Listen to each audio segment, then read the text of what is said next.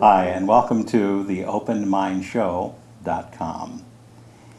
Today we're going to be interviewing the host of this series of podcasts, Anita Burns. I've known Anita for many, many, many years.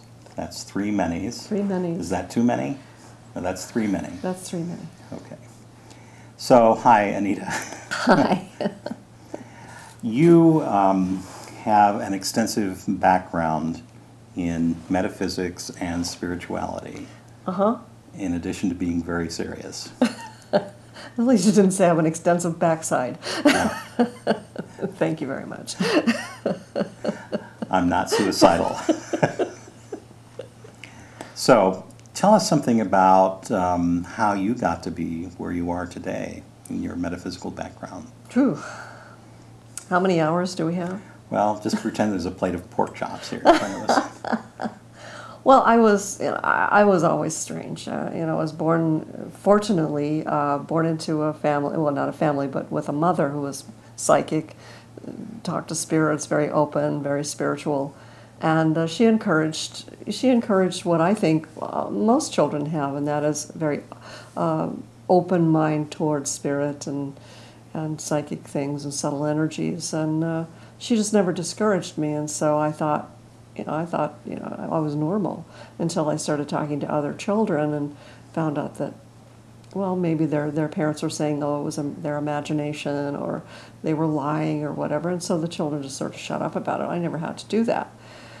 I remember my first, well, I don't know if it was my first or not, but the first metaphysical experience I remember, it was about, I think I was 4, maybe 5 years old, I think this was in Spokane, Washington.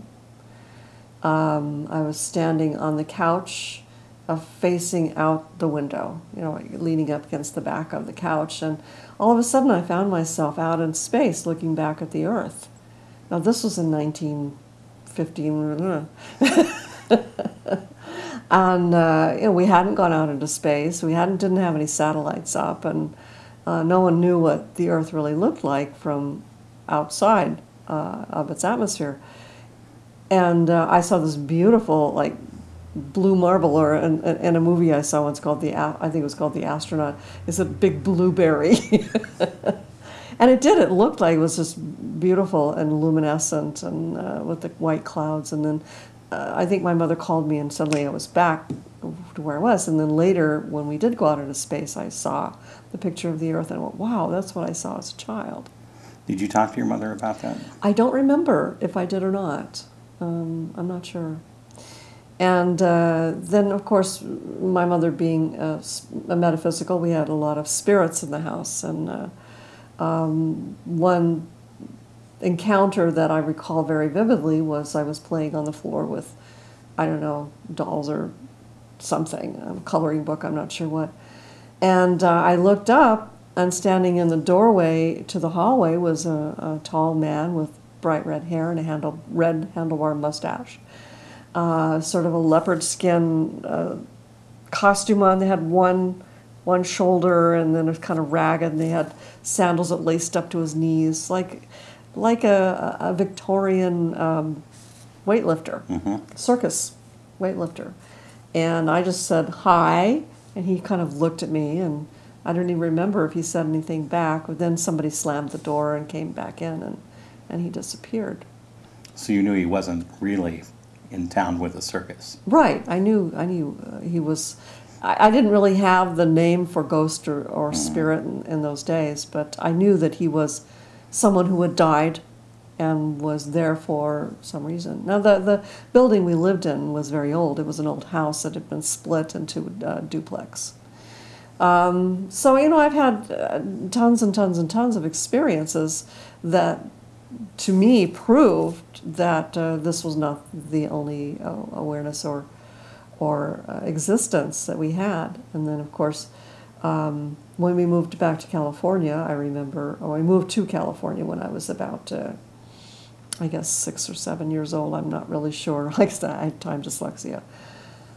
I remember that every night I would leave my body and go flying around the neighborhood and have fun and play with other kids out there, and they were also flying around. And my mother explained to me, after I nearly killed myself jumping off a big cinder block wall to prove to my neighbor that I could really fly. She explained to me that there's a difference between, I think she called it the soul, she didn't use the word astral in those days, and the body, and that the soul lives in the body, and that when we're asleep, the soul can leave the body and go and do things. And so then I kept my mouth shut about it, about being able to really fly. I've had memories of past lives ever since I was small. I was always psychic. I always knew who had been at the door, what mail was going to come, who was on the telephone when we had a telephone, which wasn't always. Now, if you fast forward a little bit, when you were a teenager in high school, you joined the church. Well, yes, I joined the Episcopal Church, St. Paul's Episcopal Church in downtown Los Angeles, because I was in love with a choir boy. And I remember telling myself that it was a lovely service, and I was president of the youth group, and I really enjoyed myself there, but I had other beliefs. They didn't, at that time, contradict what I was hearing in the church, but I said in one church service, if they never mention anything about reincarnation or out-of-body flights or psychic ability, then it's okay. And they didn't mention it once. Not publicly. Not publicly. And later on, I was even a Sunday school teacher for a short period of time, but I think that was in the 60s or 70s. It was in the 70s. And the other ladies in the church didn't approve of my short skirts. So. I see. Well, too bad for the ladies. Yeah. So that didn't last long. And then in my 20s, I kind of put it on the back burner as I partied hard. Partied hardy from 18 to about 26, I guess. But it never really went away, and then I decided to take it up as a profession. Okay. Now, it seems to me as we've talked, you had an important experience studying the Rosicrucian lessons on astrology. What happened then? What was that about, and what did that do for you? Well, I studied the Rosicrucians philosophy course first when I was 18. And this is the Rosicrucians based in Oceanside, founded by Max Heindel, not the Rosicrucians in San Jose. And people get them mixed up, but they're completely separate. They don't even have the same beliefs. And it sort of opened my mind to a lot of other possibilities. Answered some questions. It was a big wow for me. It was one of the first times I remember having an alternate explanation for Christianity and what is in the Christian Bible. That, for example, the disciples of Jesus were not real people, but were I don't know what I'm trying to think of the word now, but they were metaphors. Metaphors. Thank you. Metaphors for the astrological signs. And it just fit like a glove for me that, wow, that Jesus was the central force for this metaphor of astrology. And there were a lot of other things in there that just made so much sense to me. And so then I went on to study their astrology course. And that's when I discovered how incredibly self-evident astrology is, even though there's no scientific evidence of it being effective in any way, and it doesn't make any logical sense at all. But it does. I mean, I don't care who says they've had any kind of study that it doesn't work. That's bullshit, excuse me. It does. It does work. It doesn't compel, it's not fatalistic, but it is an in-depth portrait of who we are at all levels. And of course, we make our decisions from who we are. And that will drive our life. And you became quite an accomplished astrologer. Mm. And have even written a home study course. I have a home study course in astrology, and it can be ordered from my website, metastudies.com. Shameless commerce here.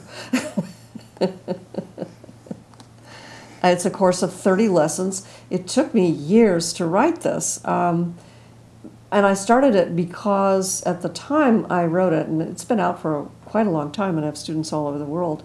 But at the time, there were no home study courses for astrology. I won't say there were none. There were a few, and I looked at them, and they were just bogus. They were just horrible for the ones I saw, and I won't mention which ones. I couldn't find one that was, complete or anything, so I just decided to write one. And easily understandable. And that was it. A lot of them are so complex and so confusing, and you have to be a mathematician. I've had students write to me saying, "Thank you so much, because I finally understand. This is written in a way that is easy to understand, step by step, building one on the other." And of course, my training in neurolinguistic programming helped me write it, because I know how people can learn, and so that it goes in more easily and understandable. Right. Now, you're quite accomplished as a teacher and a writer. Mm. You teach NLP. With you. With me. You do hypnosis training. I do. I haven't done hypnosis training in a long time because I came to the conclusion I can't do everything that I want to do in one lifetime.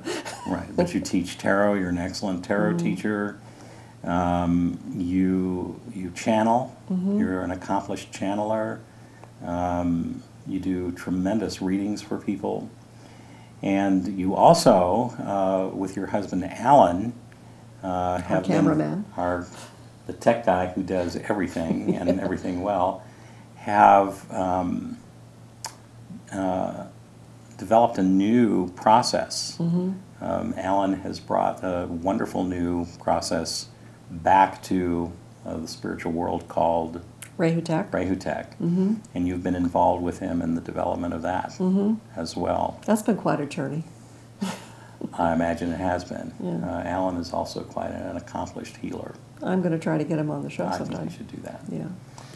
So, what is it that makes you want to produce this series of programs? That's a good question. I don't really have an answer for it, other than it's just something I woke up one morning and a voice in me said, "You have to do this. This is something that is important to do." And I love giving people that, again, in my never to be humble opinion, who are talented, gifted, interesting, have something to say that I think would benefit others. I love giving a stage for that, for people to have their say and to maybe touch someone else's life with their message. And you bring an interesting perspective to it too, in addition to your role as a therapist. You bring your spiritual tradition with you, and you have an extensive spiritual tradition from the East as well that you rely on. And I'm not really sure why or how that happened, but somehow my life, just step by step, my learning path went along the lines of India. And I've always been attracted to not so much fundamentalist Hinduism, but Indian spirituality. I guess it was early on that I had exposure to it, and their belief in reincarnation, not like transmigration, like we come back as rats or mice or whatever, but that there is a learning process, that it is a growth process, that each life is somehow bigger, better, deeper, more awareness, that we stumble and we fall and we don't learn our lessons always, but it's always a progress up the mountain. And that attracted me. Because it never made any sense that we only have one time around to get it right, And the other thing that attracted me about it was when I learned that the polytheistic facade that Hinduism has in the deeper teachings is really monotheistic, that God has many faces, and that God is not outside of us, that it's a force that lives within us and expresses in many ways. It's kind of like, the teachings of The Secret. It's what we think, it's how we express, it's the energy we put out, and so on. Who are some of the teachers? Oh, some of the teachers I had. Wow. Well, I had one teacher. I learned from many teachers from the East. Muktananda was perhaps one of the early influences. Satya Sai Baba, Meher Baba, Keshavadas, and then I had an opportunity to take a course from a man who at that time was called Guruji. He's since, I guess, moved up in the ranks, and now he's Baba Sri Shiva, I think. But I had a chance in his early days of teaching in the West to take a course in what he called Siddha Yoga, or Siddhi Yoga, which is Muktananda's was Siddha, his is Siddhi Yoga. And it was very, very interesting and taught me a lot about looking inside and exposing, not being afraid to expose those dark, bruised areas of my soul, and to examine them bravely and determinedly, and to transform that energy. And I have to say that a lot of the people in the class or in the group didn't have an easy job of it, but because of my NLP training, I had other skills that I could bring to the party. A lot of the things that he taught me, I didn't quite fit for me. So, but I knew that he had a key for me, and he really did. This is a man who, being in his presence, for me anyway, just sort of wiped my slate clean. I mean, I felt energized, I felt clear, I felt stronger after being in his presence for a little while. And then, I took the course, and a lot of the people in the group followed him to the next stage, but my life took a different turn, and I haven't seen him in a while. I'm still on his email list, and I get stuff about where he's going to be and stuff. But I think it was just one of those things that I had to take the piece and move on. Kind of like you, where you take a little here and a little there, right, and then you move on, not really following any particular path.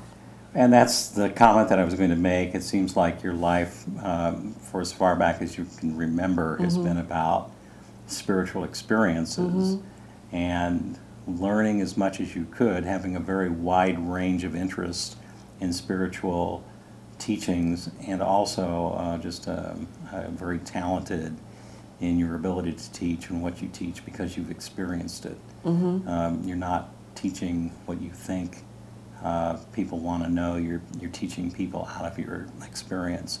Oh, yeah. And from your skepticism at times, as well as your belief, which I think brings a great balance to it. Oddly enough, I'm a big skeptic. Right. So what do we have to look forward to in these shows? Who are you going to have? And well, it's just, I'm sort of taking it as it comes along. People come to mind, or I meet someone and I think, wow, that person is really interesting, or I think that person would have a lot to say or a lot to offer, and just asking them if they'll be on the show. Of course I'm going to have everybody I know, because I know so many fascinating people, and why not? I mean, why wouldn't I have these people on? Because I know so many incredible people. I want one person, for example, I'm going to try to schedule very soon is Barbara Lamb, who is one of my favorite people. She's an expert in crop circles and ETs, and as you know, I've had incredible ET experiences since I was a child. And she's a therapist. She has an encounter group. There's my old training. Right.